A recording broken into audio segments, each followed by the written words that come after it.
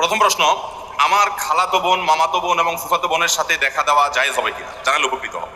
জটিল প্রশ্ন ভাই। জটিল কেন বললাম? খালাতো বোন, মামাতো বোন, ফুফাতো বোন, এদের সবার সাথে পর্দা করতে হবে, অথচ এদের সাথে পর্দা করাটা আমাদের সমাজের সবচেয়ে কঠিন কাজ, ঠিক না বলেন? ভাবির সাথে পর্দা করা সহজ না কঠিন? অথচ ভাবির সাথে পর্দা করা লাগবে কি লাগবে না? আমাদের সমাজে ভাবি এবং দেবর সম্পর্কটা, এটাকে দেখানো হয় এক ধরনের খুনসুটি করার রাইট অধিকার আছে এই টাইপের সম্পর্ক হিসাবে, ঠিক কিনা বলেন?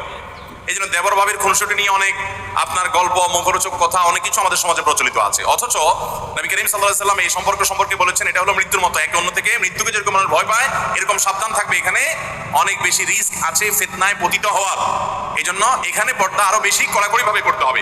খালাতো বোন, মামাতো বোন, ফুফাতো বোন ছোট থাকলে তো ভিন্ন কথা, কিন্তু যখন তারা পর্দার আওতায় চলে আসবে তখন তাদের সাথে অবশ্যই পর্দা মেনটেন করতে হবে। পর্দা মেনটেন না করার কারণে তলে তলে কত গুনাহ, কত অপরাধ, কত জেনা, কত সম্পর্ক নষ্ট হচ্ছে, কত জটিল পরিস্থিতি তৈরি হচ্ছে, আমরা সেটা অনেকেই জানি না। বিধায় এই খালাতো বোন, মামাতো বোন, ফুফাতো বোনের সাথে পর্দা করতে হবে।